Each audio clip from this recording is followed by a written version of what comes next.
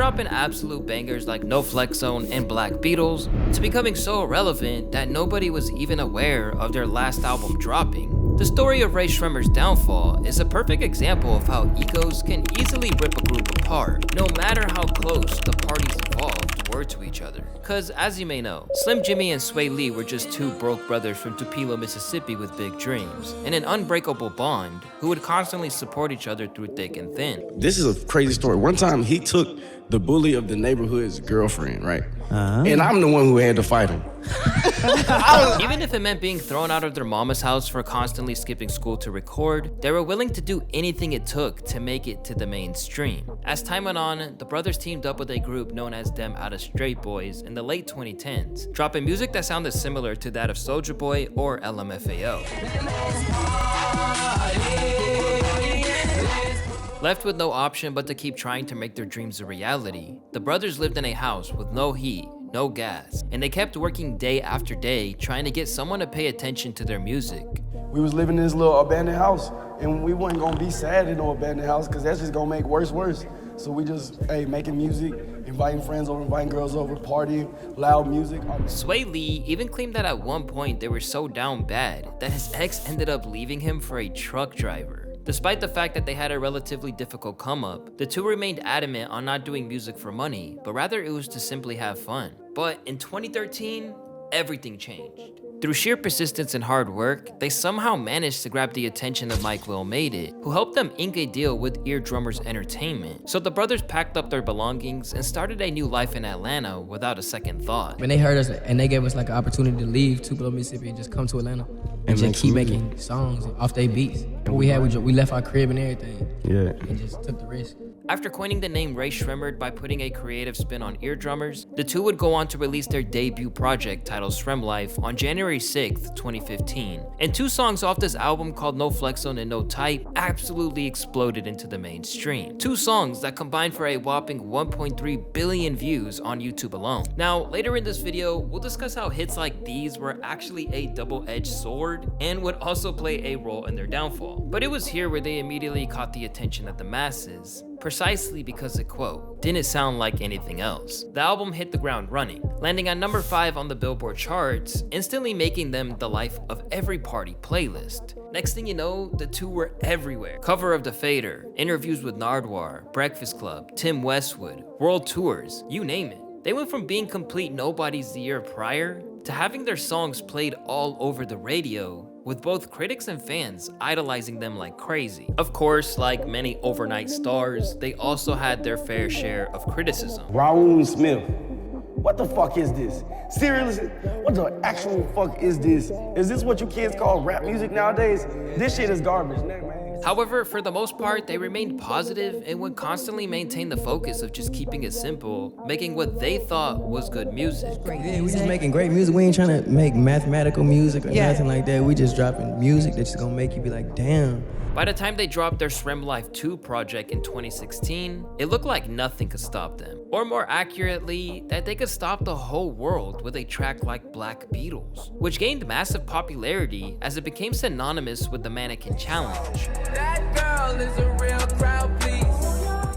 Not only did the track secure its place as their debut #1 single, but they were one of the first artists to really showcase how songs can absolutely explode if you couple it with some kind of stupid trend on social media. And mind you, this was literally a decade before TikTok even became a thing. And we started like the whole challenge era. Oh yeah, the viral Maybe challenge kicked off the TikTok video wave, you know what I'm saying? Before TikTok. Yeah, pre-TikTok. We made TikTok. It's no exaggeration to say that at that point in time, Rae Sremmurd were one of the hottest things in hip-hop. And between 2014 and 2018, they never released a single that went less than gold over time. That's pretty insane. And with that kind of track record, it seemed unimaginable that they would ever part ways. However, the same reasons they rose so meteorically were the same reasons their empire began to crash and burn.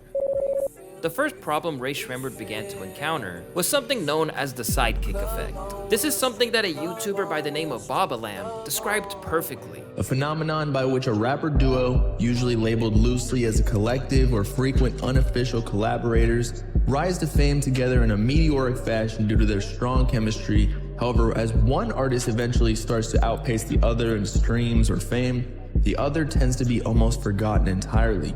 When you think back to any song that you can remember from the duo, it's one thing and one thing only: Swae Lee's hooks. It was Swae's hook that became a staple amongst the Mannequin Challenge videos, which made Black Beatles a #1 smash worldwide. And the same can be said for songs like No Type and No Flex Zone, all of which Slim Jimmy's verses are pretty forgettable. And unfortunately for Ray Sremmurd, this is where the problems began. One user summed it up good when he wrote, "With all honesty, we know Swae Lee is the star of Ray Shrem, and he gave Mike Will a lot more buzz in hip-hop ever since No Flex Zone came out. Slim Jimmy is important, but Swae Lee is the main success here." While some fans truly did enjoy Slim Jimmy's presence, the intensity of this chatter ramped up to the point that they began lashing out against it in interviews. For instance, in 2016, Slim Jimmy spoke to Complex about the forces that he felt were out to destroy their bond and tear them apart. "The whole industry is going to do shit to separate us. We got separate tracks because we can both rap."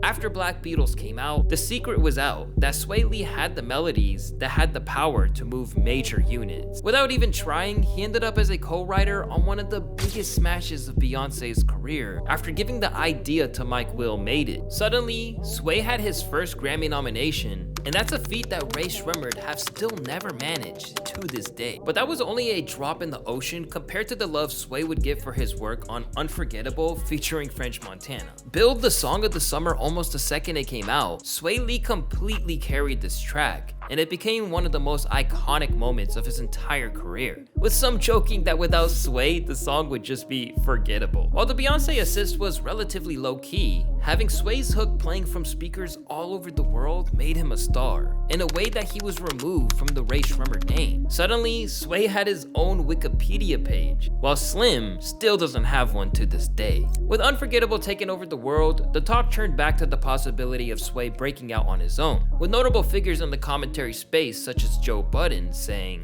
"Hey Slim Jim, hate to break it to you, buddy. In any group, Y'all are separating." However, the boys continued to maintain that there were no issues between them that had led to this, even confronting Joe Budden face to face for his comments. This is what you said. Jimmy, Swae gonna leave you. This is how you was talking.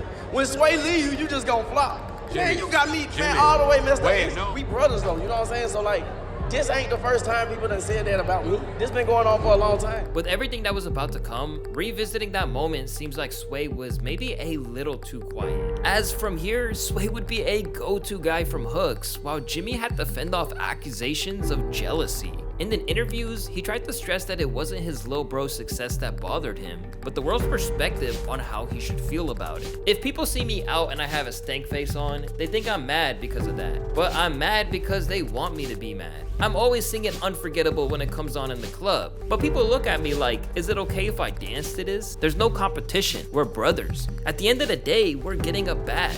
Now, Jimmy might have felt like this at the time, but around that same period, Swae's mind was likely set on greener pastures, to the point that he wasn't even reserving his biggest tracks as collabs between him and his brother anymore, and was looking for big names like Justin Bieber to fulfill the role he was looking for. But considering that Swae Lee clearly wanted to carve out his own musical identity at this point, it was no surprise that their third album, Srem Life 3, was a little different in terms of structure. Dropped on May 4th, 2018, the boys dropped an entire 3-disc album. One filled with Ray Sremmurd tracks, one made up of solely Swae Lee songs, and another where Slim Jimmy took center stage. The result felt like a compromise, and it made for one of the most inconsistent bodies of work in their catalog. While it seemed like the fact that they managed to drop an album together meant that they were on the same page, it would soon become clear that it didn't do anything to soothe the mounting unease between Jimmy and Swae.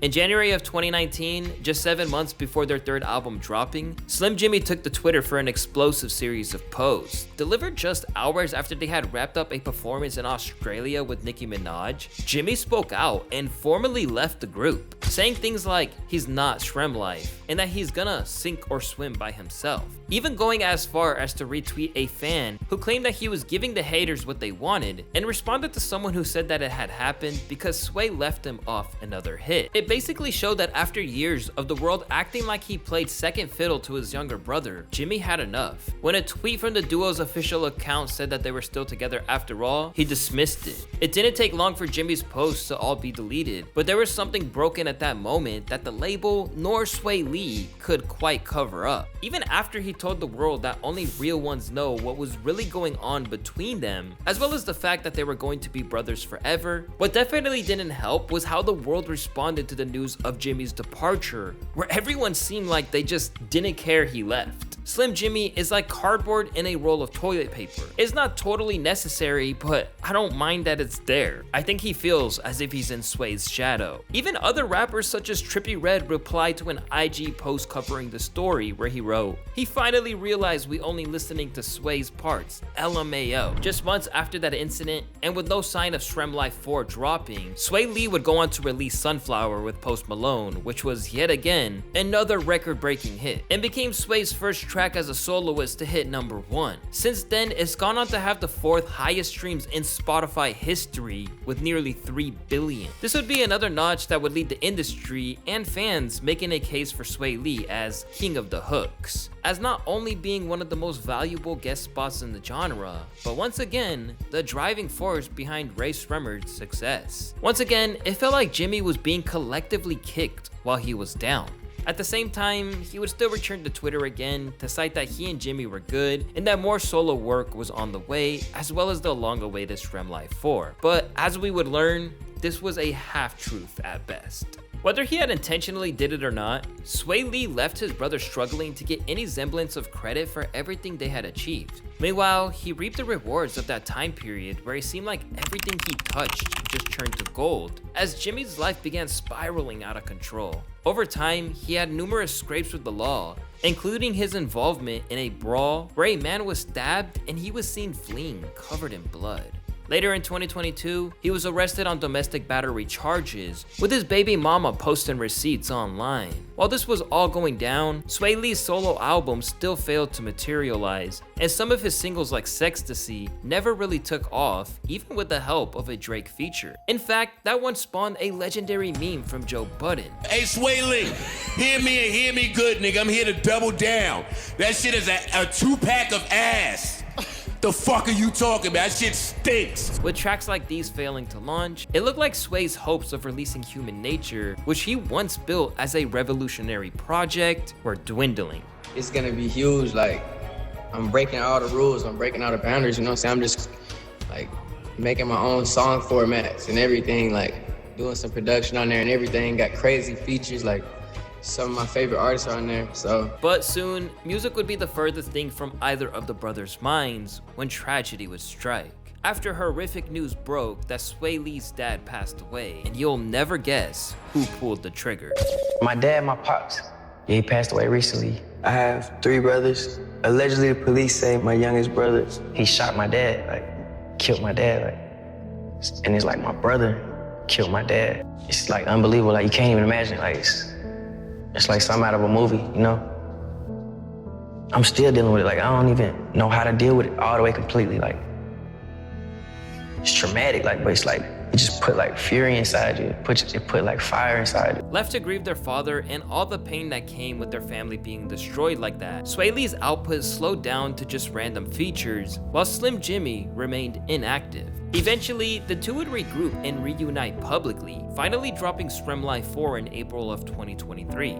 But looking at the less than stellar reviews, the absence of a hit song, and a chart position peaking at number 28, it seemed like the peak of their musical career might be behind them. The album performed worse than any of their previous works in terms of first week sales, and that unique spark and excitement that used to define their music isn't as vibrant as it once was. It is the most terrible Rae Sremmurd project yet. I am feeling a light 2 on it.